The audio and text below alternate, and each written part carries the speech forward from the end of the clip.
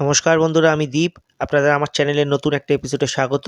আর আমাদের আজকের রেসিপি গোলবাড়ি স্টাইলের বিখ্যাত মাটন কষা রেসিপি। যারা কলকাতা ও তার পার্শ্ববর্তী এলাকায় থাকে না, তারা খুব সহজেই ঘরোয়া উপকরণ দিয়ে এই রেসিপিটা বানিয়ে নিতে পারবে। এই মাংসের রঙটা কিন্তু একটু কালচে হয়। তো চলুন আর কথা না বাড়িয়ে শুরু করে দেওয়া যাক আজকের রেসিপি। এখানে আমি হাফ কিলো মাংসকে ধুয়ে পরিষ্কার করে নিয়েছি। এটাকে ম্যারিনেট করব 1 চামচ হলুদ গুঁড়ো, 1 চামচ মেশানো কাশ্মীরি লঙ্কার ঝাল লঙ্কার গুঁড়ো, হাফ চামচ জিরে গুঁড়ো আর 1 চামচ ধনে গুঁড়ো দিয়ে। সাথে দিয়ে দেবো খানিকটা সর্ষের তেল আর 1 চামচ আদা রসুনের বাটা।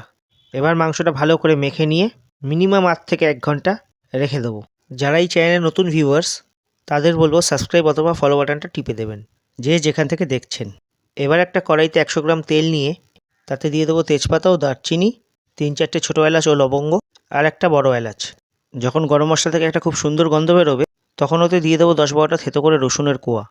সেটা ভালোভাবে মিশিয়ে দিয়ে দেবো একটা গোটা পেঁয়াজ কুচি আর 1 চামচ মতন চিনি। মিষ্টির জন্য নয়, এটা পেঁয়াজটাকে ক্যারামেলাইজ করবে। পেঁয়াজটা হালকা ফ্রাই হয়ে গেছে। এবার দিয়ে দেবো 1 চামচ আদা রসুন বাটা আর 4-5টা থেতো করা কাঁচা লঙ্কা। মিশিয়ে নিয়ে দিয়ে দেবো কিছু গুঁড়ো মশলা, যেমন 1 চামচ হলুদ গুঁড়ো, 1 চামচ ঝাল লঙ্কার গুঁড়ো, এটা আপনাদের পরিমাণ অনুযায়ী দেবেন, হাফ চামচ কাশ্মীরি লঙ্কার গুঁড়ো, হাফ চামচ ধনে গুঁড়ো আর 1 চামচ জিরে গুঁড়ো।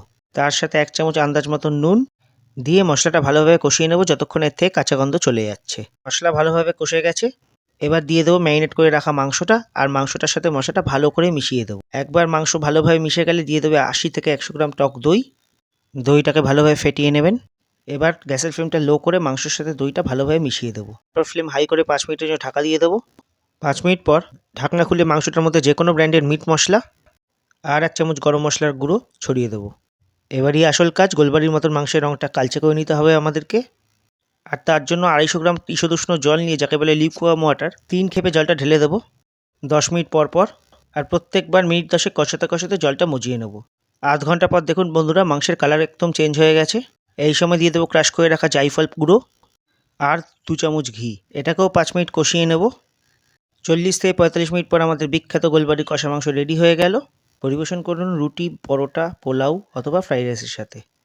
আর ভিডিওটা ভালো লাগলে লাইক, সাবস্ক্রাইব অথবা ফলো করে দেবেন। আবার দেখা হচ্ছে নতুন একটা রেসিপির সাথে। ততক্ষণ ভালো থাকবেন।